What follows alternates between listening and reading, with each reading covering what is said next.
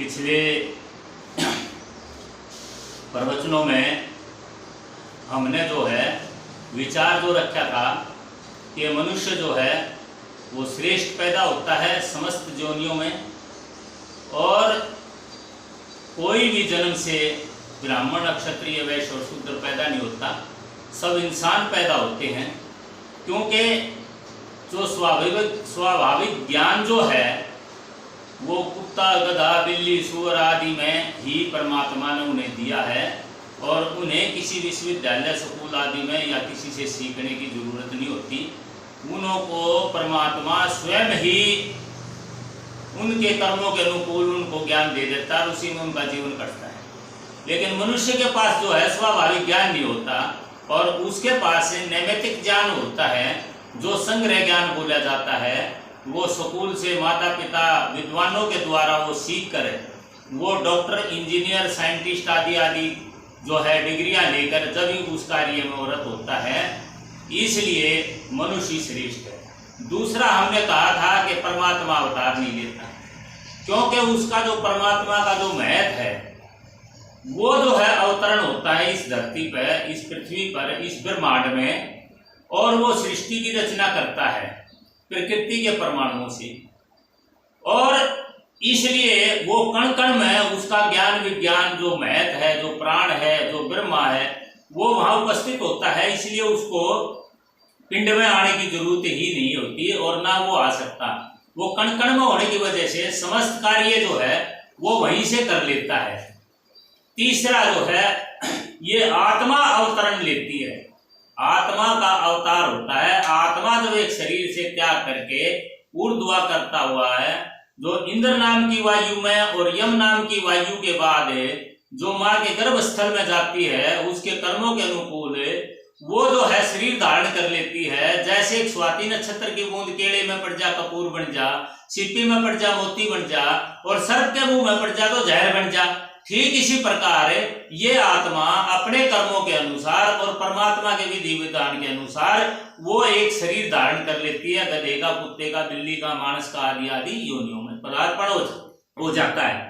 तो इसलिए मनुष्य श्रेष्ठ है, और कर्मों से ही वो अपने अगला जन्म उसको मिलता है परमात्मा के ज्ञानिक प्रक्रियाओं से, और इसलिए परमात्मा यहाँ अवतार नहीं लेता, उसका महत्व होता है। इसलिए भगवान जो बने हुए हैं आजकल के ये पाखंड और ढोंगी लोगों के द्वारा, अज्ञानी लोगों के द्वारा उनकी पूजा करवाते हैं, उन्हें देवता बोलते हैं, ये देवता नहीं है।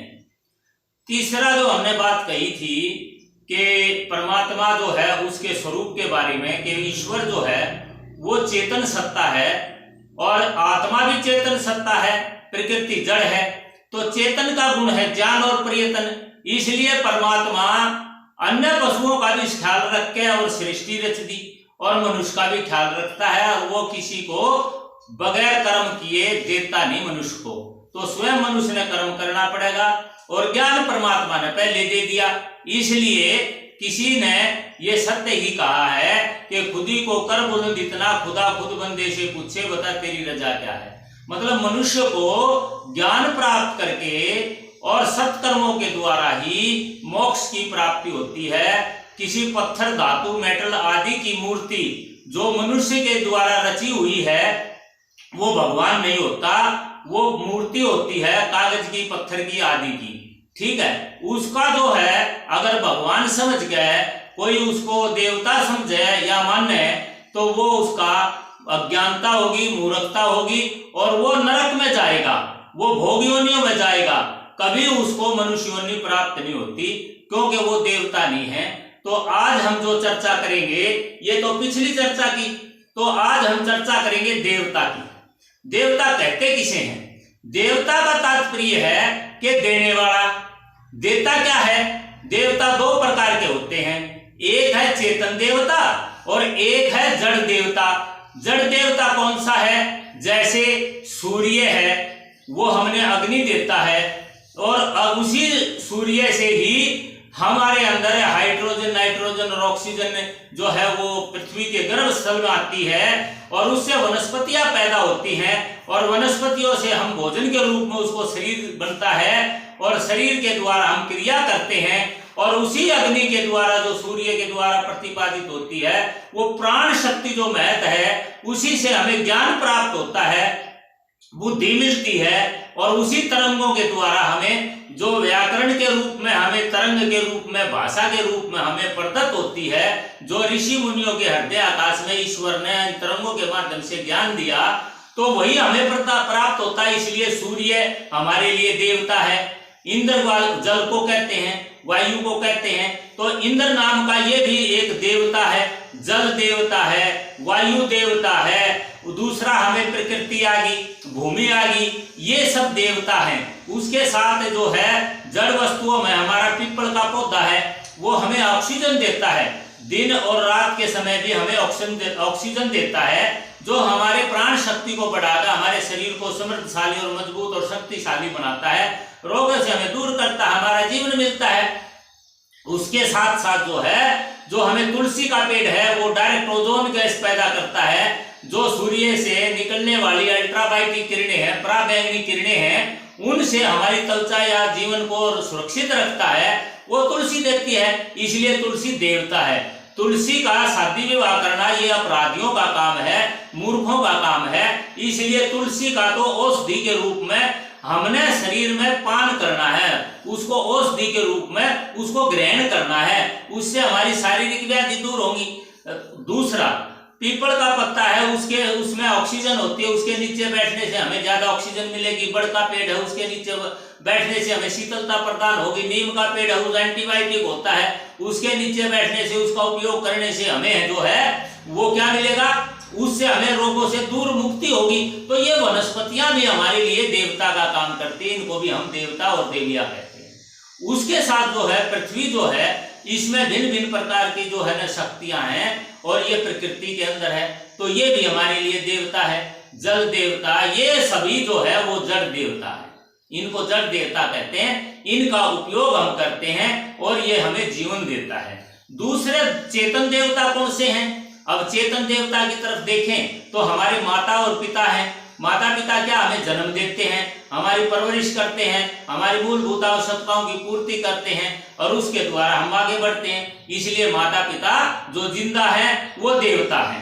दूसरा है गुरु आचार्य, जो हमें शिक्षा देता है, ज्ञान देता है, और इस संसार में हमें जीने का रास्ता बताता है। वो भी मान सम्मान और आदरणीय हैं, तो वही हमें पढ़ाते हैं, शिक्षा देते हैं, तो वो भी हमारे लिए देवता है। ये है देवता। अगर आप जो आजकल पत्थर की मूर्ति, कागज की मूर्ति लगा के कहीं इंद्र नाम के वो बना दी मूर्ति, कहीं हनुमान की बना दी मूर्ति, कहीं शिव जी की मूर्ति बना दी, कहीं राम की बना दी, ये हमारे देवता नहीं है। ये तो मनुष्य थे और श्रेष्ठ भी हो सकते हैं, और कुछ कमियां भी इनमें हो सकती हैं। जो पैदा होता है वो आत्मा है, और जो मरता है वो भी आत्मा होती है, वो शरीरधारी मनुष्य होता है। और ये राजा थे, राजा होने की वजह से इनकी लोगों ने अनर्थक है ना पूजा करी, क्योंकि जिंदगी लोग वो खाते थे, मरने के बाद उनकी पत्थर की मूर्ति का खाने लगे। जो लोग इस प्रकार को भगवान को मान के और देवता मान के उसकी पूजा आराधना करते हैं, उन पर फल फ्रूट आदि या चढ़ाते हैं, तो वो परमात्मा का अपमान करते हैं, ब्राह्मणों का अपमान करते हैं, बुद्धि और ज्ञान का अपमान करते हैं, वो ब्रह्मा का अपमान करते हैं। तो ऐसे व्यक्ति जो है वो नरक के भागी होते हैं। इसलिए जो भी व्यक्ति किसी धातु मेटल आदि की बनी हुई जो मनुष्य की आकृति, गधे कुत्ते सूअर की आकृति, क्योंकि सूअर को भी हमें देवता मान्या है हमारे हिंदुओं में। क्या कहा, वरा किसे कहते हैं? जब सृष्टि की रचना हुई तो ये तरंगे थी, वेव्स थी, जो वो ज्ञान अवरुद्ध हो गया, जो कीट वो था, इसको कीट भी बोलते हैं। तो ये जो थी उसको वरा बोला, उसको है ना सूअर संस्कृत का है, वरा माने को होते तरंगे, लेकिन हम है ना वरा सूअर को मानते हैं, तो ये सूअर की मूर्ति ला लेते हैं कि सूअर है ना हिंदुओं का देवता है। तो ये देवता नहीं है, ये वरा जो है तरंगे होती है, वेव्स होती है। जो सृष्टि की रचना आई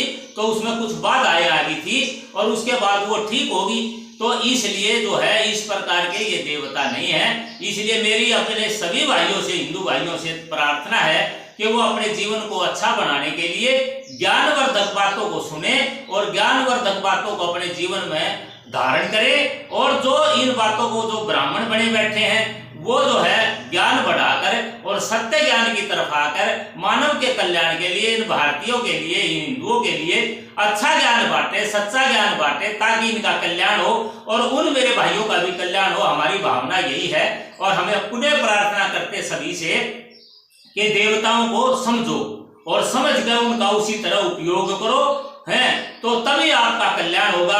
और इसके साथ साथ उसके साथ जो है हम जो इनको देवता मानेंगे तो ये देवता नहीं है।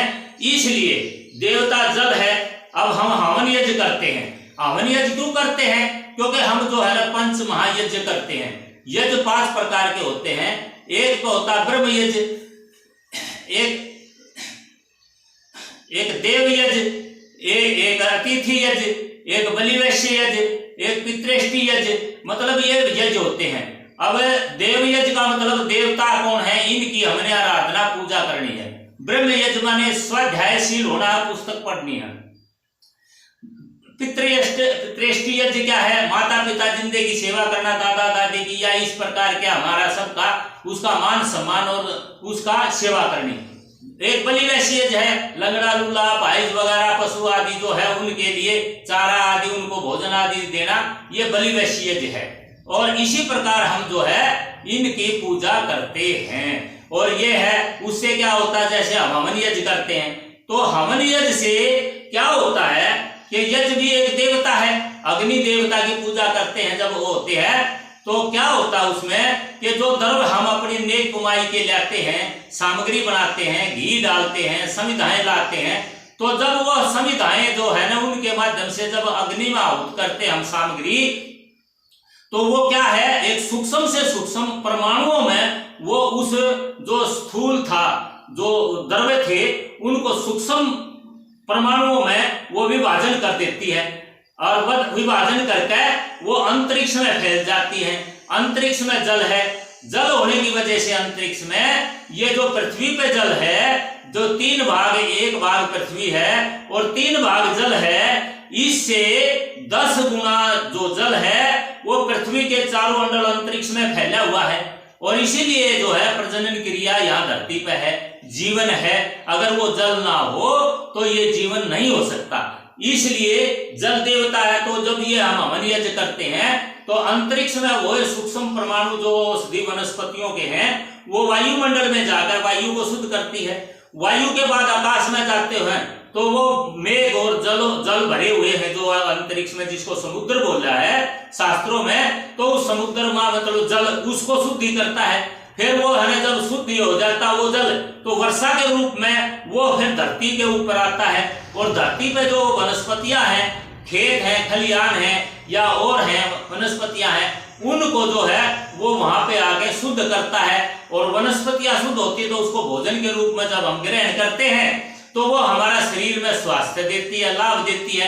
हमारा रक्त खून आदि भोजन आदि से हम है बीमारियों से बच जाते हैं। तो हवन जो है वो देवता है, यज्ञ है, वो हमारे जो जड़ देवताओं की सबकी जो है वो उनको शुद्धि करता है, उनको बल शक्ति देता है। इसलिए हवन यज्ञ करना किसी विशेष ब्राह्मण का धर्म नहीं है। हर मनुष्य को, जो मनुष्य है उसको हवन यज्ञ करना चाहिए। विशेष प्रकार की औषधियों का चयन करके गो घी में या उसमें घी में डालकर उसको मिलाकर और यज्ञ हमेशा करना चाहिए, जो वायुमंडल को सबको सुखदायी देता है। और हम उसी प्रकार उन देवताओं की हम पूजा करते हैं। पूजा से तात्पर्य उसको क्रिया में लाना, उसको शुद्धि करते हैं। हवन यज्ञ से, हवन यज्ञ के द्वारा वायु भी शुद्ध होती है, जल भी शुद्ध होता है, वनस्पति भी शुद्ध होती है, एटमॉस्फेयर भी शुद्ध होता है और कीटाणु आदि का नष्ट होता है। इसलिए ये यज्ञ जो हवन यज्ञ है वो ब्राह्मण का काम नहीं है, जनेऊ पर लिया वो हवन नहीं करेगा। कोई भी व्यक्ति, मनुष्य जो धरती पर पैदा हो रहा है, सबको ये है कि ये श्रेष्ठ कर्म इस मनुष्य योनि में संभव है और सब के सब हवन यज्ञ कर सकते हैं। कुछ हमारे बुद्धिमान ज्यादा व्यक्ति हैं, वो कहते हैं अग्नि में घी जलावे हैं, ये पाखंड है। अरे भाई, उनकी सामान्य बुद्धि के लोग हैं, मेधारी तमरार प्रजा बुद्धि, जो सूक्ष्म ज्ञान परमात्मा ने अंतरिक्ष में फैलाया हुआ है, उसको वो समझने की शक्ति न रखते और अपने विचारों को वैसे समाज में भ्रमित फैला देते हैं, जिससे अपना तो विनाश करते ही करते हैं लेकिन दूसरों का भी विनाश करते हैं। इसलिए हवन यज्ञ भारतीय संस्कृति का एक मूल अचूक जो अस्त्र शस्त्र है, जो शुद्धि करता है, और वो जो है हमारी जो संस्कृति का एक हिस्सा है। इसलिए सभी को हवन यज्ञ करना चाहिए। हाँ, हवन यज्ञ जो है वेद के पढ़े हुए विद्वानों से करवाना चाहिए। जो पत्थर की मूर्ति आदि की वो करता है, उससे हवन यज्ञ नहीं करवाना चाहिए, क्योंकि जो वो मंत्र बोलते हैं वो जो है वो परमात्मा की स्तुति उपासना के मंत्र नहीं बोलते। इसलिए जो इन लोगों से जो मूर्ति की पूजा करते हैं, जड़ देवताओं की जो आराधना करते हैं, मूर्तियों के नाम को भगवान मानते हैं, वो लोग जो है अगर आप उनको घर में हवन करने के लिए बुलाते हो तो आपका अपराध होगा, अपशुकन होगा, आपका कल्याण नहीं होगा। हाँ, किसी वेद के जानने वाले, आर्य समाज से संबंध रखने वाले, वेदों के ज्ञान करने वाले विद्वान को बुलाकर और उनसे हवन यज्ञ कराओगे तो स्वयं मुझे पूर्ण विश्वास है, क्योंकि मैं इसमें काफी 35-40 साल का मेरा अनुभव है कि इससे बहुत बड़ा लाभ होता है। उन लोगों से जो हिंदू हैं, जो पौराणिक हैं, उनसे हवन यज्ञ कराओगे, उनसे कोई लाभ नहीं होगा। उनके मंत्र, उनकी आत्मा शुद्ध और पवित्र नहीं होती, अज्ञानता से भरी हुई होती है। लेकिन वेद के जानने वाले जो है या आर्य समाज में जो पुरोहित आदि हैं, उनसे हवन यज्ञ करवाओगे तो आपके घर में खुशहाली और समृद्धि और शांति और सारी सुख समताएं वो आपके कर्मों के अनुसार परमात्मा देता है और सभी देवताओं को आपको आशीर्वाद प्राप्त होता है। इसलिए आज का ये प्रवचन हमारा इतना था कि पिछली को हमने स्पष्टीकरण दिया और आज देवता के ऊपर बात की, क्योंकि आज देवता के ऊपर भ्रम फैला हुआ है और लोग पाखंड में फैलते जा रहे हैं। पाखंड से बचे, सच्चे देवताओं की पूजा करें, उसके साथ उपयोग लाए। तो सच्चे देवता कौन है वो हमारे शास्त्रों में हमें बताया गया है, विद्वानों के द्वारा, ऋषियों के द्वारा, ब्राह्मणों के द्वारा। ब्राह्मण सदा आदर और सम्मान के योग्य है, क्योंकि ब्रह्म के साथ लीन रहने वाली आत्मा को, स्टेटस को ब्राह्मण बोलते हैं, धार्मिक आदमी को ब्राह्मण बोलते हैं। तो ब्रह्म है, आत्मा ही ब्राह्मण है। जब वो अपने स्वरूप को जान लेती है वही ब्राह्मण है। शरीर से कोई ब्राह्मण ना तो पैदा हुआ और ना कोई मरता। इसलिए सभी श्रेष्ठ व्यक्ति जो है वो ब्राह्मण है। इसलिए सभी को है कि हवन यज्ञ करें, सभी देवताओं की पूजा इस प्रकार करें, यज्ञ के द्वारा संपूर्ण देवताओं की पूजा होते है। ओम शांति शांति।